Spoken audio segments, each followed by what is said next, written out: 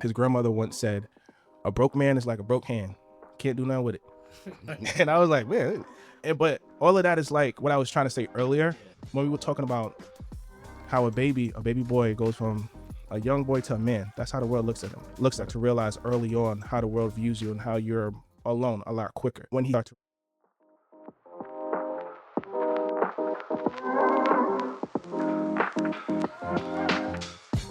Welcome to the NOIRPOISED podcast, where wisdom is power is more than just a motto. It's our way of life. Welcome back, guys, to another one. So this episode I'm really excited about, or I should say the series, because it definitely is longer than just one episode. I don't know if we've mentioned this before, but NOIRPOISED originally was created with Black men in mind. Originally, we wanted to discuss topics that we felt that men were dealing with or going through, and just a space for them to feel like they were understood, that they were heard, and that the community cares. It evolved into something bigger and greater, and although we talk about a lot of different topics, the goal is still the same, is to continue to have deep conversations that will intrigue the listeners to go to their people and have those conversations with their people. We say this all the time. We do not have all the answers. We're here to start the conversation, plant the seed, and so you can then go plant it where you would like to plant it. So today's episode, and maybe next week and the week after, because it was just that long, but we are very big on being organic and authentic. So even though it was very long, we didn't want to cut it short for the sake of making it a specific time frame, but we also don't want to have you watch 2 hours or 3 hours of the podcast in one sitting. So it will be broken apart. So it may be 2 parts, it may be 3 parts. We'll see when we get there. By the time you're watching this, it will be edited, but just want to give you the heads up. So this is going to be a men's series where we have 2 other fresh voices to join the conversation. I won't be on these episodes, but you may hear me in the background asking a question or making a comment, but I won't be in the forefront. I hope you guys enjoy it. We hope you guys enjoy it. They touch on a lot of different topics, so hopefully you can relate. And although it is a men's series, I want you guys to know that it's not only to help men, because at the end of the day, we have men in our lives as women. So as a mother, as a sister, as a cousin, as a friend, as a wife, you can also engage in these conversations and understand some of the things that men may feel and deal with on a regular basis. And hopefully it does what we intend it to do. Yeah. Right. So hope you enjoy, and I'll see you guys in like 2 or 3 episodes. Welcome everybody. We have 2 special guests with us today. What we're doing here today is kind of having a men's series where we're having these men specific discussions.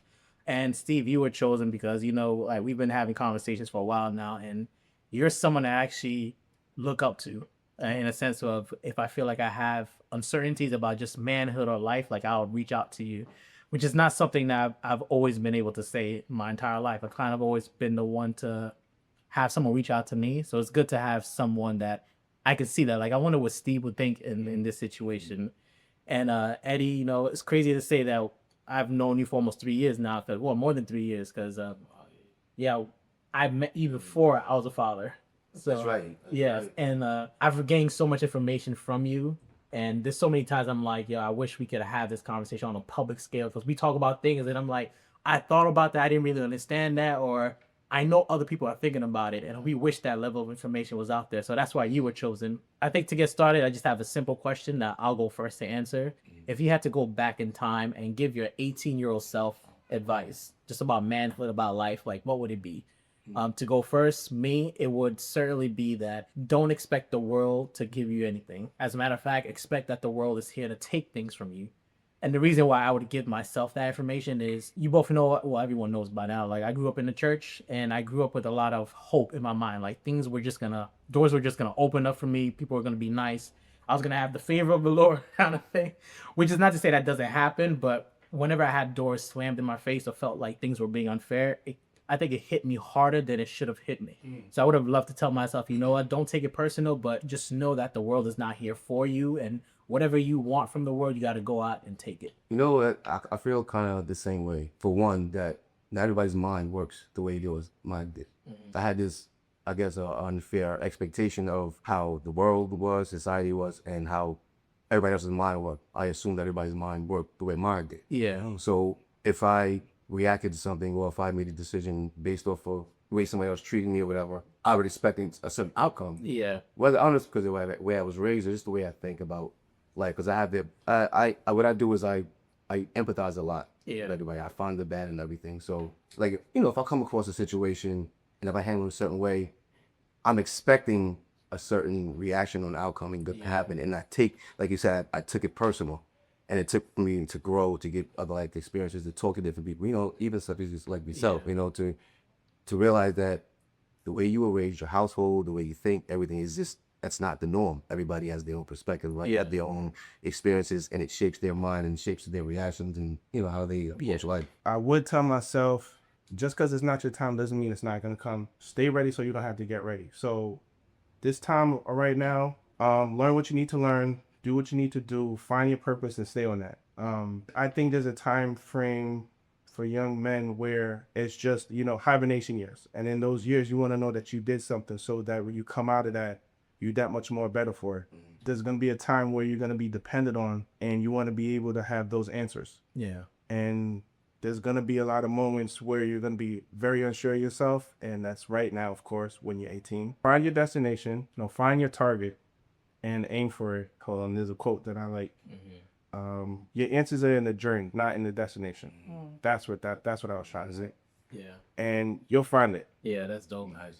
It sounds like what we're all kind of saying is we'd be better able to embrace or to live with disappointment. Pressures that society put on men, even young men, is the fact that if you fail, you're out of the game. So I think a lot of us grew up and we're afraid to fail. Not only afraid to fail, but we're kind of like, I can't show people that, you know, I'm failing kind of thing. I say it's a small pivotal moment in my life when I was at school. Like most people, they didn't know what they wanted to do. I had just started talking to Ruth. She could tell, like, you know, I'm to school, but I ain't doing nothing. And she said, do you know what you want to do? And I'm not at least I don't think I'm a rude person. I've always been soft-spoken and trying to be kind at least. But I never forget that it kind of just came out of me when I told her, don't worry about it.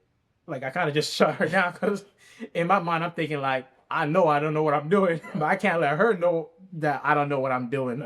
And I think a lot of men deal with that or get to that point of life and they don't know how to embrace it. So it comes off as like anger, it comes out as like, I'm just gonna hustle or do whatever I gotta do, whether it's selling, you know, drugs or whatever the case is. Some guys really get lost in the game because they think that I just need money. And I think that's one of the things that, at least for me, I wasn't ready to face that disappointment is society makes it seem like in order for you to be a man, you have to have money. And I still see that quote nowadays where there's a men's page that I follow on Twitter where it says, you're not depressed, you just don't have $250,000 in your bank. That's all I need to know. Yeah. And I always have that thought in the back of my mind, like, yeah, maybe that was my problem, or that is my problem. Like, it's not that I don't have any passions or I'm unsure about life, but I need money. In order for you to be a man, you gotta have money. I think that pressure is the first thing that makes men feel kind of lost. Like, I know I don't have the money, so I'm gonna have to do other things or figure it out in order for me to get to that status of manhood. Like, if you were to ask me, I don't even know when I would officially say I became a man. I think maybe when I got my first paycheck kind of thing. I don't have anything to measure it by. And I heard people say this too, where in the tribal world, there's always a rite to passage for men. Like, but in the Western world, there is no right to passage. They just tell you, 18 Especially now. house, yeah. You know, you're a man. It's like, wait, I was a boy yesterday. Now I'm a man. Right, I just woke up, kind of thing. We're figuring it out. We're figuring it out. We're building the plane as it's flying. Yeah, and I've even heard of parents kicking their kids out on their 18th birthday. Because you thought that was an arm. You had a friend that? I had a friend, yeah. I helped my friend move out. The mom sat on the couch. He's like, all right, ma. She was like, bye. I was like, bye. Yeah, so I don't know. I feel like society, the pressures that society put on men, this is something that my wife and I debate about all the time. She's heard people say that, you know, men have it easy. And I'm like, I mean, compared to a lot of things that women have to go through, I'm not gonna lie, I would never want to be a woman. Right. But I wouldn't say like we have it easy. I think we've just been taught to kind of internalize the struggle that we go through. So it looks like, yeah, I'm just chilling, but your mind is always racing. That's a fact. Like I've had moments where I went to bed. I'm someone who my wife would tell you, if my head touches the pillow, I'm knocked out. Like I ain't got no mind to fall asleep. But I like that too. I've been so stressed that like I've gone to bed and I've only slept for 5 minutes, and I was able to wake up and do whatever I had to do just going off of that stress alone. No, yeah. So what are some societal pressures that you think men deal with that maybe the rest of the world has no idea about? First and foremost, I'd like to make it clear that we all go through something. We all got a story. We all have a hardship. Double standards exist. There's the way we would like the world to be, and there's reality. So I want to say that first, because when you say that what men struggle with and how some people believe men are not dealing with anything, we can say that about women, or back and forth. We all have a struggle. It doesn't have to be a struggle Olympics. It's a double-edged sword. I think the same things that society expect or would like a man to be are the same things that we struggle with: stoicism, self-reliance, dominance. The things that you were saying, like, we're going to spend the rest of our lives as men, I believe, trying to answer that question: what makes a man a man? What makes me a man? And yeah, that struggle of stoicism, I think, on one hand is good in certain situations, but what it does is suppresses our expression of ourselves, because it seems rare that people ask us how we're doing, like generally on a general level, like, how you doing? It's not normal for people to care, and we grow and accept that it's okay that we're not going to be asked that. It's a part of being a man. I think that's one aspect of it. Self-reliance, like you were saying, having money is what makes you a man. Somebody told us, or we were told, this is what makes you a man, and we just try to cling to that, like, all right, if I have money, I'm a man. Age comes perspective, and you realize, like, you figure out what you want out of life and you do your best to get to that. Don't you think that the modern man is kind of too emotional though? Like maybe we are meant to be more stoic versus like leaning towards more so the emotional side, because I could see an argument for both. I mean, I would ask, what is the modern man? What society says the modern man is, or what we see becoming the new? Because there's two different things going on right now. Well, if you could break those two down, what would it be?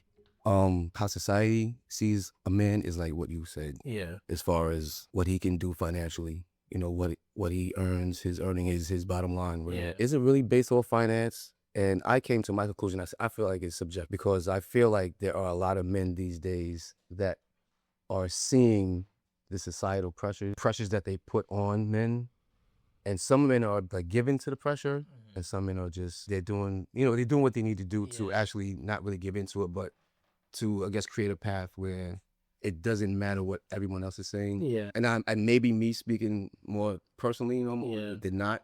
But I would like to say, me personally, I feel like, I'll go back to what I was saying before, it's subjective. So it's up to us as men to provide where we see a void missing. Yeah. So it might not always be financial. You and your wife may be doing well financially, which I've seen some people may not. You may not know how to, I don't know the words I'm looking for, but how to take care of a household correctly, or whether that be simple things: cleaning, laundry, sweep, dishes, cook, anything, And I feel like it's up to us modern men to get out of those societal norms, or those pressures of the past, and to be in the moment and say, like, what's lacking in my household, in my life as a man, and where can I fill these voids? Right. Yeah, I love that. Kind of piggybacking off the emotional aspect. We hear a lot of things out there of like I was kind of mentioning to you off camera, like a lot of men now don't want to go into the dating world because they're saying, like, I don't think it's worth it. I mean, I'm not gonna lie, everyone has their own life, and I think we're just living more in a selfish time, where people just want to do me. Like, what could you bring to me? Not necessarily what I could bring to you. I just want to do me. I kind of wonder, back to the emotional aspect, how should a man behave emotionally, as far as like, what do you do when you are feeling hurt, or when you are feeling like society is not necessarily betraying you, but is not properly setting you, especially as Black men. Every time I leave my house since I was young, it's kind of taught by, whether it's the news or my parents' society, like, you keep your head down. You walk with some kind of confidence, but you keep your head down, and in the sense of mind your own business. Yeah, you stay out the way. Stay out the way. Yeah, you stay out the way. So I think we kind of have like a really unhealthy emotional relationship with society, and it translates to now I don't know how to feel myself. Like, if I'm hurt, should I be allowed to cry? If I'm hurt, should I be allowed to be angry? Because now, especially as a Black man, if I'm angry, it looks It looks a certain way. Yeah, it looks a certain way. If as a black man, if I do cry, it also looks a certain way. Like It's gonna look a certain way regardless. yeah, so I think that's where the stoicism comes in, where it's like I'm just gonna remain neutral because I kind of don't know what to do, and I am kind of like bottle that in a sense. This guy said this to us, or said this as a joke, and I've heard a lot of older men say this, where when you ask them like kind of like how do you get through life, they'll say something like just I go to the bar kind of thing. Yeah, this depressive type answers. Yeah, and I don't subscribe to that type of thinking. I think we are in an era where everybody wants to be expressive. I think that's the thing right now. And we're in that place of like, let's go see therapy. Let's talk out our feelings. I think that's where we at. And this is the first time I would say men have ever expressed themselves outside of the norm, like the barbershops, the bars, the cigar bars, or just in a fellas to fellas type of the man cave type of thing. So it's new for people to hear some of the stuff that men probably have been saying for a long time. And the word I was trying to say earlier was subjective. The definition of what is a man, if I am a man enough, is subjective to each man. You were right about that. As far as then and now, I think there are things that needed to be corrected and there are things that needs to be the same. And I think we're in an era of overcorrectiveness. Stoicism is needed, but you also need to have some type of emotion. Modern times have brought changes and it's been better for us as men because we're talking about men right now. But certain things that, I believe we should not have changed. It doesn't need any type of changing. like what? I think men need mentorship. Young men, we need mentorship. We need guidance because we spend a better part of our lives, our young lives, to a particular age where we feel like we find ourselves insecure. We have a lot of questions, but we feel like we don't have any place to go to. And like you were saying earlier, the rites of passage. There's a lot of things that we don't have or we don't even realize we don't have. And we spend a young part of our lives trying to figure it out. And by the time we get the answer, it's like, damn, I wish I knew better. Yeah. So we just go by what they tell us, our environment, other people, you go through your life just saying, all right, I think this is what makes a man. And and particularly in like in the black community, another thing that made you a man is like how good you were with talking to women. It's like, oh, yo, he's the man. Women is around him, whatever. But you realize you're more than that. Your value is more than just women and money. It's more about your purpose. And if they had told us, focus on yourself, these are the tools that you need, intangible tools like financial literacy, being able to articulate yourself, emotional development. If we were guided towards those things, or even learning a trade, that journey would be that much more better. Like you said, you were told to keep your head down. I was actually told to keep my head up, even if you were going through something. It's like, damn, I don't feel myself today, but don't let them see you sweat. So like we've always felt these things and we've always had these type of sayings. I go to the bar because I can't be around my family. I don't believe in that. I don't believe we need to be depressed in order for everybody else around us to be happy. For me, I would personally like my piece of the pie. Like my piece of peace is what I like to say. As long as everybody around me is good, then I'll focus on me and I'm good. Like what makes you happy, and I believe happiness is an experience. It's not a lifetime thing. So like for a man, I think men, as we get older, we realize what makes us happy or the answer we're looking for is fulfillment. I think we spend our younger years trying to figure out our space in the world, whatever that may be. There's a innate feeling. That innate feeling is fulfillment, and whatever that is, that's what we're looking for. It's actually pretty satisfying to hear you guys say that, because like you said, as guys, we're always carrying the mental load. So a lot of times, honestly, I felt like I was bugging. Like the way I'm feeling, if I'm feeling hurt or upset, it's like, yo, what's wrong with you? Like, you're not supposed to feel that way. So it's kind of like an internal battle. But to hearing you guys speak is definitely making me feel more at ease. Like, oh snap, I'm not out of the ordinary. This is like a lot of guys are going through that same thought process. You mentioned guidance. I grew up with a father, fortunately, but he was your typical Caribbean father. He made sure we always ate, always had a roof over our heads. And when he came home, he was kind of like, I did my part. That was it. I hand your mama the check. I hand her the not today. She divides it. Don't touch my big piece of chicken. Yeah. We used to be drooling over his plate. Like, let me get that. But he never really, I can't say never, but I think the only thing he taught me was really just when you go to work, just make sure you get the job done. You know, Mhm. treat yourself with respect. Don't get involved in anything. Don't be late. You know, don't get fired. Like that was his worst thing. Like you get fired from a job, or you getting yelled at your job, like you messed up. But other than that, he didn't really.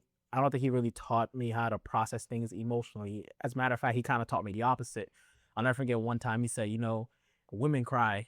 Is the men that gotta figure it out. And in my mind, like I never forgot that. So anytime I felt like crying over a problem, I'm like, yeah, women. I'm not a woman kind of thing. But it's good to hear you guys talk about like just the societal pressures and things that, you know, we go through on a daily basis, and maybe we don't know whether or not we should be holding it in or just like expressing ourselves. But that leads me up into expressing yourself. Like I still struggle with that, honestly. It's like learning how and when to express myself, because as men we do internalize. So sometimes I think like, well, let me say this. In the past, I've expressed myself immediately, and as soon as I said the words, I'm like, Yeah. I don't really feel that way. Like, so it made me regret saying that. Because you did it immediately, so it probably Yeah. came from a little bit of emotional aspect as well. Yeah. So, yeah. And I'm like, I don't really feel that way. So it kind of made me double down and say, okay, like let me think about it before I actually like. Yeah, that's Say- the logical part of you trying to figure out how to Right. deal with things. Yeah, and I do feel like men are like logical versus more emotional. But That's how we were made, I yeah, believe. and I do believe that's what we were made. But I think the problem is Logic without emotion is not enough. right. Right. We've been taught to just negate the emotional. Our parents taught us they did the best of what they can because that's how they were taught. Yeah. It's different times. They didn't teach us. They didn't prepare for the times that we have now. Yeah. So, yes, we all have this. We have similar stories. Cause another thing it felt like growing up with Caribbean parents is like, it's but so much I could ask them because they wouldn't understand what's going on in like in school and stuff. Cause like our Caribbean parents didn't believe in half the stuff that you experience in school. So you just were quiet about it, especially when it came to the whole crying thing and stuff. Certain things were accepted back then, you know. And that's what I meant by overcorrectiveness. Like there are things that are different now that needed to change, and there are things that that was working. You know, the pendulum has swung too far to the right, and now, you know, these are, I would hope, are the balance years where we're bringing back a little bit of balance, like a little bit of the old mixed with a little bit of the new will help, you know. I think I was probably 11 years old at this time. I've never met any of my grandparents. Both grandmothers died when my parents were young, and my grandfather on my mother's side died when I was like a toddler. But I never met him. So all I had was my grandfather from my father's side. He was in Haiti, and it was like a lifelong family dream for us to meet him one day. We talked to him on the phone, and there was one time we got home, and I just heard my father start crying. It's like the first time I ever seen him cry. He cried because his father died. And he said, like, I didn't get to see my father, like, years passed by that I didn't get to see him. And, of course, so I hurt the whole family, and I was a kid. So watching your father and knowing, like, your grandfather. Seeing him hurt like that messes you up. I'll never forget my aunt spoke to me on the phone, and she said, I'm going to say in Creole, but I'll translate it. Me think garçon su, me like, be a man. And I'm like, I'm a kid. You know, like, I just heard my grandfather died, and I'm watching my father break down in front of me. There's some contenders in your family, And her response to me was, be a man, like stop crying. And I think I carried that with you. Yeah, with me my whole life. Like the only person that's really seen me like traumas and triggers. Yeah, is my wife, obviously. But I did my best to never show that part outside the world, because I think if a man cries in public, and we could think of whatever celebrity we have seen cry in public, I think the public naturally sees you as less than a man.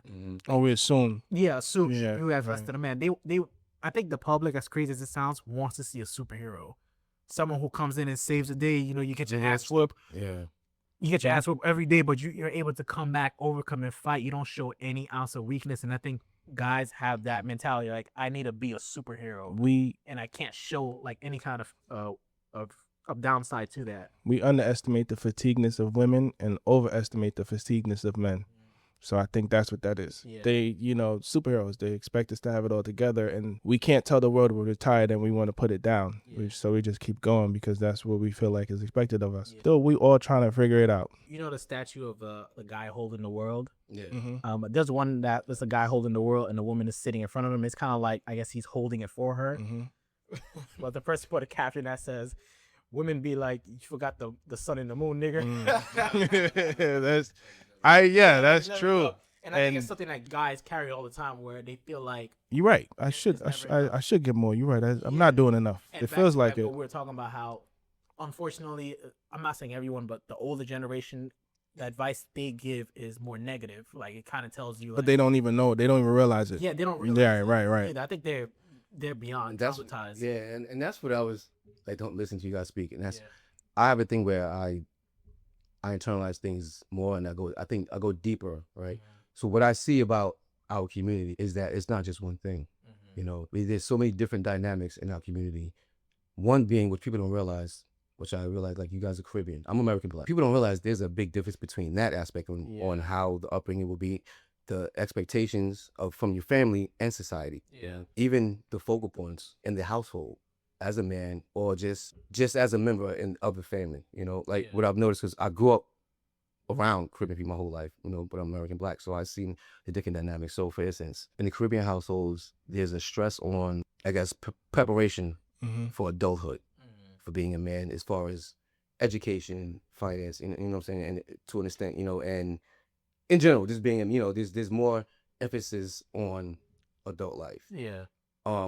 And at least in my perspective and what I've experienced, like, personally, and then what I've seen from the outside. Yeah. American Black households, because there's a different type of struggle. You know what I'm saying? Right. So, I mean, there's some people that have our fathers. I didn't. My father wasn't. He was in my life, or present from the absent from the home. So present in my life, absent from the home. So a lot of things, me coming into my manhood, learning as a man, I had to figure out in life. What I did notice is, and what people don't realize is, in our community, we have, whether it's men or women, a lot of us have daddy issues. If you don't have a positive male figure in your life, as a female, as a male, doesn't matter. Both need positive male and female attributes of their life. So what I had to learn is a lot of my reaction, a lot of my approach on things, it was coming more from an emotional standpoint, because all the adults in my life were my older sister and my mom. My older brother went away to the military, so I've been the man of the house since I was 10 years old. Yeah. I had to figure out how to move correctly in society, even as a household, and what a man of the house really is. You know what I'm saying? So I was forced into a role to, you know, do some things that I may have not been ready. Not that I wasn't ready for, but Sure. maybe need to worry about. And I should have been worried about more so doing this aspect of it. My mother was a single woman, busting her behind work. She worked at Port Authority of Manhattan, so, and we were living on the island. So she did a double shift. I wouldn't see her sometimes. You know what I'm saying? And so a lot of times it was schoolwork, housework, everything's left up to us. So what I would say is what served a male purpose in my life was church. That's one thing I could say. Like, having that was almost like, all right, somebody else besides my mother, because God is always watching. You know, I had guidelines that were set in place, wasn't necessarily from one specific male in my life, but because of I had this thing that I used, and it was like I took bits and pieces from every aspect of my life and said, all right, maybe this wasn't working, so maybe this is the way it should be. You know, and then, like, trial and error, you know, like, you do things, like, you react to something, or you approach something a certain way, and you realize the outcome wasn't the way you thought it would be or should be, and then, you know, adjust accordingly. But I've always felt like we're not going to get to the bottom of what's really the main problem in our society until we get to the root of why we even in certain situations to begin with. What was the upbringing? What was the focal points in the home? You know, what was stress? What wasn't? You know, and different situations with different things. It depends on how old you are. It depends on what neighborhood you in. It depends on the dynamic of your home as far as, like, the parenting. You know, like, so I feel like a lot of us come up with a lot of different traumas and things that we either hold dearly to us that we think is a norm, which is really not. It's norm in our life, and we have to move accordingly. Now they realize that because they look like us don't mean we had the same experiences. You know, so we all can, like, understand that, internalize that, and that we all are coming from similar areas, but still have different pathways that we took. Right. You know, and I think eventually we'll get there. It looks like it's coming together. I mean, it may not be in our lifetime, right, but I would hope that besides what we hear on the news every day, that we're creating a world that our children can grow up in. You know what I'm saying? Because with age comes perspective, and everything you just said, you learn that as you get older, and you would hope that it's not just about me. You know, there's a bigger picture to it. We hope that the answers to the questions that we're looking for, once we find the answer, we can, you know, guide our children in the way that we want it to be guided. You know, And while doing that, we speak to the children in us, you know, because I always say adults are just older kids. And just because we look older don't mean we got the answers. So I love what you said about men having daddy issues. That's something that I never processed, you know, because when you hear daddy issues, you're like, oh, it's not me. Yeah, it's not me. them. It's the me. Yeah, It's like, no, you're right. A lot of guys walk around with daddy issues. Because they got issues themselves, Yeah. and they don't know it. Right, and like, Yeah. guys are just looking for. I think the number one thing guys are looking for is validation. Rest of our lives, Yeah. validations. We just want, and I'm not saying that it's only guys, could be females too, but I know for guys, I think whenever we get validated, I think it gives us a boost of confidence. And I think that's why young men, whether you have a father in your life or not, you kind of draw towards sports. Like you find something, and Yeah. it's good that it's cool. It's cool. I was listening just now. I wanted to say, it's great that you found God, you know, and used him as a focal point of guidance to keep you going. That's a great thing, because not all of us find that way. Some of us take a different route, and it takes us down the wrong path.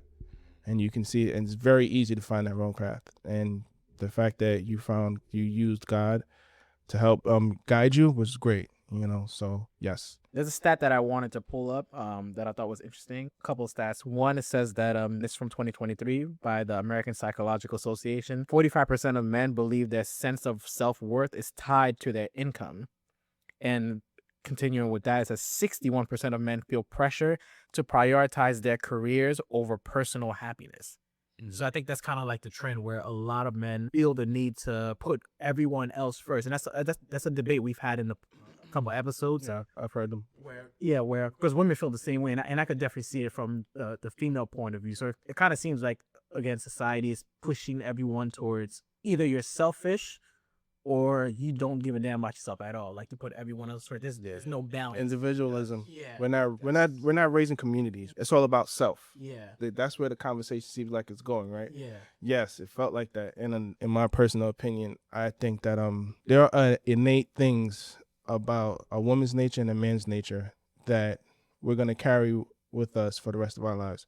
These are modern times, and throughout history, or throughout human history, there are just certain things that we are drawn to. Men, we have a thing about fulfillment and wanting to protect and provide for our families. And throughout history, it's been different ways of doing that, different forms. And in modern history, it's money. Yeah. Money are the spears, the swords. You know, it's just different times. And we're just trying to find that while taking care of those, we validate ourselves. We feel like, you know, it's like, all right, cool, they good. I feel good about that. Yeah, like I did good. And that's the joy of, I think part of the joy of being a man is knowing that you feel like you're worth your weight in salt. I took care of mine. Everybody's good around me. I hold a solid foundation. I'm holding frame. All right, I think I'm doing okay. And that's a great feeling to have. I think that's where that comes from. That pressure is because we're trying to find the answer and keep it together. And we feel like if we're not fulfilling it, we feel, you know, we're not valuable. So I was like, I get it. Reminds me of a quote that I saw where it said, happiness is a women and child thing. Like, they shouldn't look to be happy. Yeah, I hear your quote and I raise mine with, well, not mine. A quote that Chris Rock had said from his special. A lot of people know it, where he said, only women, children, and dogs are loved unconditionally, and men are loved under the condition by what they can provide. I remember hearing it, and I was like, man, you know, it got a little truth to it. And we were off camera when I also said, he said, his grandmother once said, a broke man is like a broke hand, can't do nothing with it. And I was like, man, but all of that is like what I was trying to say earlier when we were talking about how a baby boy goes from a young boy to a man. That's how the world looks at us, or I would think they look at us, right? There's a cold reality that you slowly start to realize early on how the world views you and how you're alone a lot quicker. When he said that quote, it was a real reminder, like the feeling that I felt for most of my life. I was like, that's kind of true. This always felt like, in my opinion, that there was no place, or this new thing that people like to say called safe spaces and conversations and help for us. I don't think there was that for us, because if there were, we probably would have went to it. And that lack of mentorship and that lack of space, those lack of positive male role models left a lot to question, and we all fell into places that we shouldn't have fallen into. And we wasted a lot of time in life with that. That was reality, you know, and with age comes perspective. And I was like, yo, the reality is that no one is coming to save us, and particularly us, since we're on this topic, like I said before. And unfortunately, we learn as we get older, like, oh yeah, nobody is going to come. If I had knew this a lot earlier, I probably would have moved or navigated myself a lot better. I would have put myself in a circle of men that were like-minded like me, and we would have made something happen. Or, man, I wouldn't have done this. It's just unfortunate. So I was talking to my wife, you get to a certain age where you stop blaming the world or your parents or whatever, and you just got to, you know, it's like, yo, I know better. Now I have to do better. Yeah, and for my child, my son, I would hope that I would cut the time in half. I learned it at this age. I want him to learn it at this age so that he's able to move a little bit better. You know, my father taught me this way. You know, there's pros and cons to it. Hopefully I instill in him more pros. And in doing so, I validate the child in me, I think. You know, that's my purpose, you know, to want better for the generation after me. Yeah, I think that lesson was sort of like an answered prayer for me when I first realized that no one's gonna come to save. You kind of feel like you're sitting there waiting for someone to say, waiting for a handout. But when you fully sit down, and be like, oh snap, it's up to me. It's me. It's like, all right, now I know what it is. Okay. Yeah. Excuses. I have to go out and do whatever it is that I have to do, and I think that was pretty liberating. Yeah. And whenever I talk to a young guy, that's what I always try to say is just have that in your mind. It sounds messed up, but no one's coming to save you. Even if you're coming from a religious perspective or spiritual perspective, don't expect God to just pour everything down. He helps those that help themselves. Exactly. Yeah, that's, to me, that's my favorite non-scripture. You know, God helps those who help themselves. It's not about waiting for a handout or waiting for someone to give you a boost. You got to make your own way. And I think as men, which is why I kind of understand the happiness quote. I think as men, we're provided with the tools that women and children aren't. Right. You know, We're all through so much biologically, chemically that we don't. We're always at a baseline. So that's like a great advantage for us to be out there and do whatever it is that we have to do. The main thing that male community is missing is that guidance. Like you said, if you could cut that advice in half, that time in half, I think men will be far better. That much more better. Yeah, that much more. We're all tasked a particular job, I think, and ours is to be the foundation of us for ourselves and for our family. And we have to spend the rest of our lives rising to that occasion. Yeah. And, you know, pressure bust pipes. Was it pressure bust pipes or pressure makes diamonds? However that quote goes. Both. It's both, same thing? All right.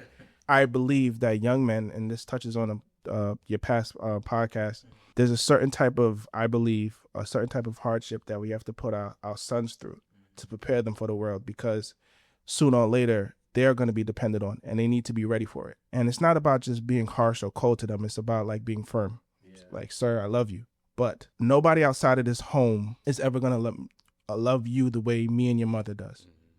The difference between me and your mother and the world as you get older, God willing, is that we'll love you for no reason. The people that you meet in your lives, whether it be relationships with friends or women or what have you, they'll love you for a reason. You have to approach yourself a certain way, and they're going to be like, I think this guy's cool, or like, I like this about you. I just love you to love you. So if I'm saying something for you, it's for you. It's to make you better. So trust me, you know, because it's going to feel lonely. And I understand that loneliness. I just want you to know I will be there, because I've felt that feeling, and we can feel it together, sir. So it's going to be okay, you know. So I've heard you guys mention multiple times the lack of resources, the lack of guidance, which I agree with 100%. But now that you've come to a certain age and a certain mentality where you can think of like, I wish I had this, or maybe if I had this, it would have been different, right? How do you think your community could have done things not necessarily differently, but what does the resources look like, if that makes sense? Not just from a male figure, although I know that's important, but the reality is moms are present too. So, and I think it's important to let women know how they can be supportive versus just telling them like, be supportive. Right. Like give specific details on how you as a man expect your wife to be supportive of you in your development, your mom to be supportive of you in your development. It could be different spaces in life, but how does that look like? What does support look like from women? Because I think women need to hear it. One of the greatest compliments a woman could give a man is acknowledging that he's busting his ass. Yes. Even if it doesn't look like it is, or even if you think he could be doing better, as long as you know, like, yo, snap, I see him working, I see him putting, overtime, I see him, researching, trying to see how he could put us in a better position. I think if women acknowledge that frequently, that's all the motivation. Words of affirmation. Yeah, that's what a man needs. A man wants, Right. no man ever wants to have a story of, I kind of just walked up this mountain. It wasn't that big of a deal. Like, every man wants to say, like, oh no, I had to fight to get this. But we don't. Yeah. We don't. But we appreciate when it's seen. Right. It lets us know we're doing our job. Yeah, a lot of times the men, like you were just saying, we don't vocalize like, yo, I'm stressed. I'm trying to figure it out. Damn, I thought this was gonna work. It's not working. But when you have a woman that says, I see you doing your thing, and I trust you. I believe you.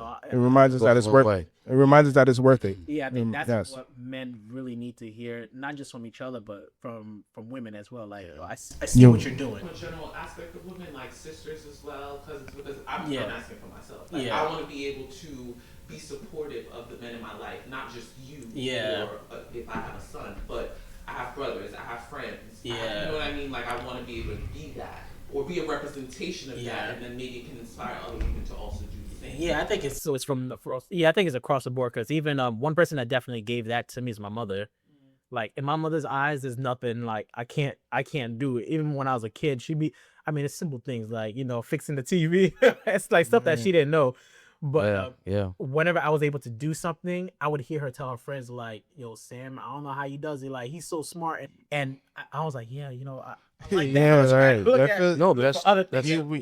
We don't. Purpose. And you always say, like, I have a determined spirit. Like, I'm always determined. I think that's where it comes from, knowing that, I've spent my life trying to figure things out for my family.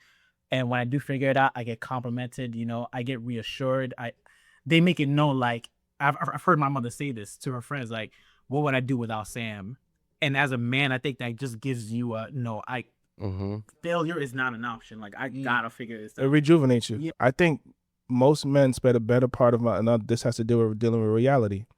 We spend a better part of our lives never hearing those words that we yearn so much. And sometimes we don't know, those words that affirm us, the words that rejuvenate us, from whether it be for our love, our women, our mothers or daughters, whatever, what have you. We know that these people love us, so they care for us, but we don't hear it. And men go through most of our lives saying, it's all right, it's cool. I don't ever really hear it. That's why when you compliment a man, it matters. It's like, you look nice today, for real.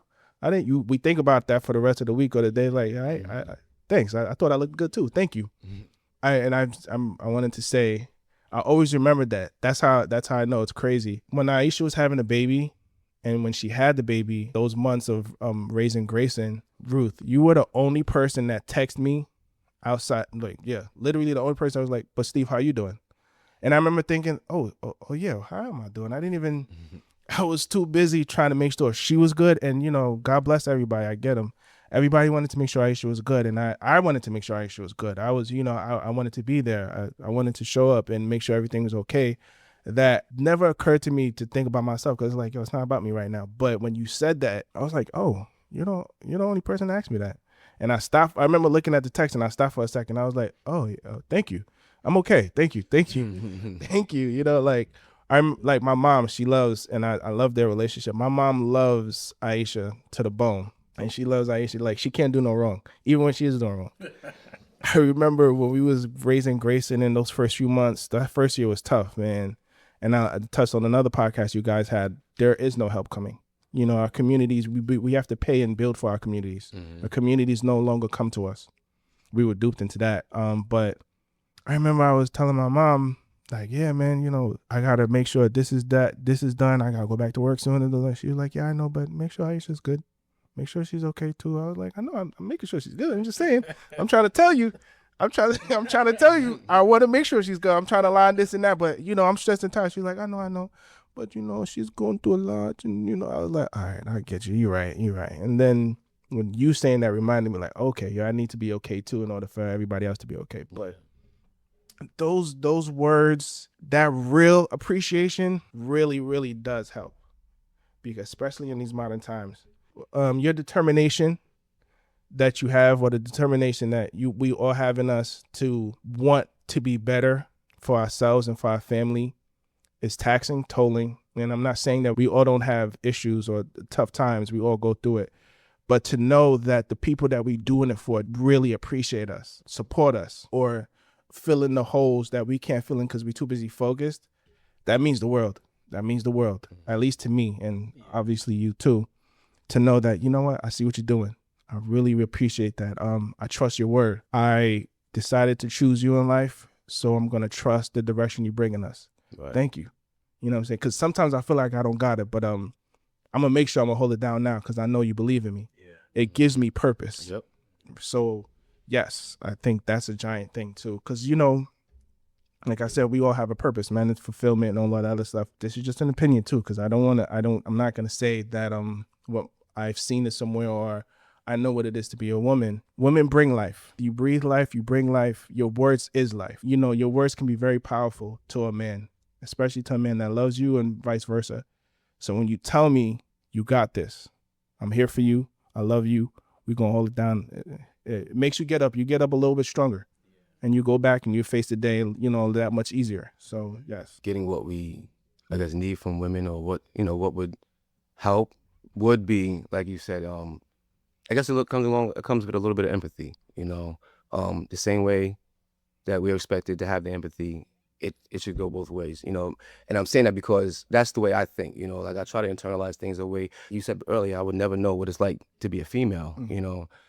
But we're human. We have brains. We have minds. We have women in our lives, you know, so we can try ascertain what it would be, you know, what it could be like maybe, what, you know, or what they could be going through, and just try the best we can. And I think that if that goes both ways, if you're trying, we can never know 100%. We never know what somebody is really going through. But if you care enough to try to put yourself in that person's shoes, or maybe to pay attention to how your patterns a little, or your energy's off today a little bit, like what's you okay? Is everything going on all right? I know you've been ripping and running, doing this, taking care of that, like, you know, how are you mentally, or how are you, you know, spiritually, whatever it may be, you know. Like, I don't look at things as a surface level anymore. Through the talks that we've had, I've had my spiritual awakening. So a lot of things I may in the past, I may think of it as being something else, or somebody may think of it as being something else. I'll internalize it more and take it a step further and say, well, what brought you to that? Or what did you experience that made you really react in that way? Yeah. Or to look at this situation in that way, you know, and as opposed to looking at it in another way. Yeah. So I look deeper into situations, because that's one thing that is really missed in our community. Like, our spirituality has a lot to do with, like, our makeup, how we deal with life, how we handle things, and, you know, and our approach on things, and like what's right for us spiritually, what's right for us emotionally, what's right for us as men or women, or, you know, like, if we don't address these little things that can, I don't want to say little things, but society will have us feel like they're little, they're not important. Just worry about this, worry about your education, would you worry about your finances, bang, bang, bang. But what about what I dealt with when I was 10? Yeah. You know, what happened to me? You know, you can be in the same household. Like, it doesn't have to be anything drastic. Like, for instance, like with the sibling thing, like, you got 3 siblings. All 3 siblings have 3 different experiences coming up in that household, you know, whether it be due to the age of the parents, due to age between the siblings, or just due to their personality traits and what they've experienced in life and how they view life and how they interpret and process information. Like, all this comes into play. And I feel like a lot of these things are missing when it comes to people. I don't want to say it's always unfair, but just expectations, you know, that they have from people, because you should be doing this or have this at a certain point in this life, in life. And some of us may look and say, like, and know that as well, like, yo, I do feel like I should be in this. I'm not where I want to be, I'm not where I should be, like, and don't even realize it's, you know, you're in your way because of something so small. Like, maybe nobody told you that what you were doing that's a good thing, that's great, or I see what you're doing and that's a positive way, keep doing what you're doing.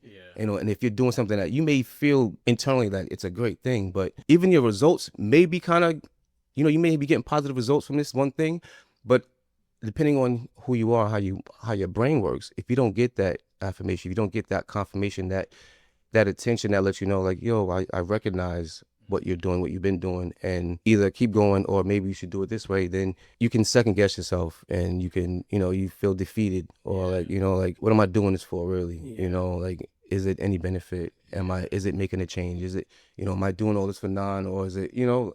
So depending on who you are, what your upbringing is, who you're dealing with, it's there's so many different aspects and things that can determine the outcome of the situation. Yeah. You know? For women's sake, sometimes I think women look for a reaction from men when they do compliment a man.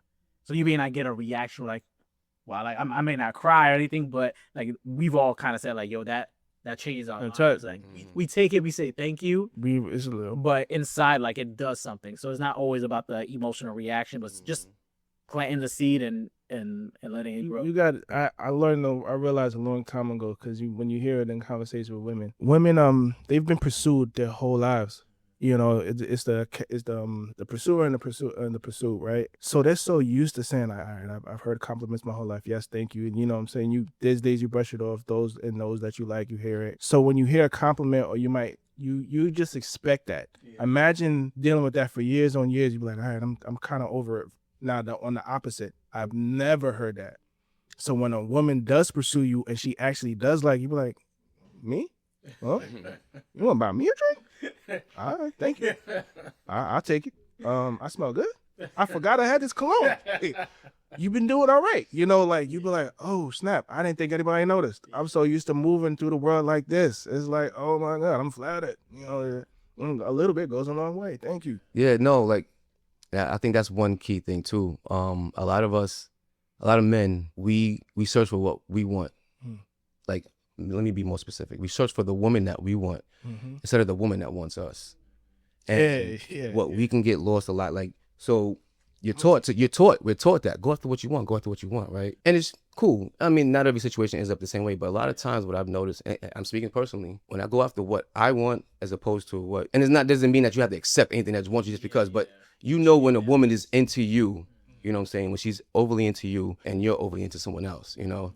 And when me being younger, I always felt like I was afraid of that, the woman that wanted me, because I felt like you're pouring and you're giving so much. I want to be able to match that, and I don't want you to feel away. So that would push me away, and I would just go after what I wanted. And then ultimately, you're not going to be happy because that woman is not going to cater to you the way you want, the way you're giving to her. You're giving all into her, and you're expecting that back. But that's it may not be her personality, or it may not be. She just may not have the same energy you have for you that you have for her. You know, and I noticed that like we looking at things because of aesthetic. We want to have the chick with the curls or the pretty or whatever. You know. And meanwhile, you had a friend that you knew that you grew up with, whatever, that you guys were. She's not. Yeah, you know, y'all can talk to about anything. She never judged you. You never judged her. You know what I'm saying? And she's not an ugly person, you know, but it's just somebody you never looked at. Or you just thought like, I can't, or she's not what society would look at. I want to walk, you know, like this. And ultimately, you're not gonna be happy. You know, you're gonna be sitting back and you're gonna be comparing what you're going through. You know what I'm saying? Putting up against like, dad, with this one she was doing that. Now you have to ask this, and she knew this, and she knew. You know what I'm saying? It's the same thing that women do, like about as far as what we pay attention to. Like, I got my hair done, or this, not that we need that or want that, but it's good to hear that sometimes because I've always felt like, you know, men and women, they're a representation of each other when you're in a relationship, you know? So sometimes people look at things the wrong way. Oh, what you need to be going out there? Like, I'm looking good when I go out because I know that I'm looked at as my wife's husband. You know what I'm saying? And vice versa, and represent, you know what I'm saying? So I'm not going to be seen somewhere looking crazy, acting a fool, doing whatever, because they're going to look at her a certain way. And I expect vice versa, not because I'm saying you should do this because I'm doing it, just because it goes back to that treat people how you want to be treated type thing. You know what I'm saying? And so sometimes when you're putting a certain amount of energy to a relationship and you're not getting it back, it may not always be personal, but it's something that you overlooked. You know what I'm saying? And it's more so the fault of the person like that's feeling these things than it's not, because it's like you knew who that person was before, but you thought you can change, or you overlooked it because you saw something else that you wanted, and then that thing is not as tangible as you thought it was. You know, and now you guys have issues and stuff, you know. Hope you guys enjoyed the conversation so far. We had to cut it here, as mentioned earlier. It's very long, so we are splitting it into 2 to 3 episodes. So join us next week as we continue the conversation with Sam, Steve, and Eddie. Thank you for spending your time with us. We hope you gained some knowledge today that'll promote poise in your life. We have new episodes uploaded every Thursday right here, same place, same time. Until next time, you can follow us on Instagram at NOIRPOISED Podcast to stay connected. That's NOIRPOISED Podcast. We'd love to hear your feedback. And remember, your wisdom is power.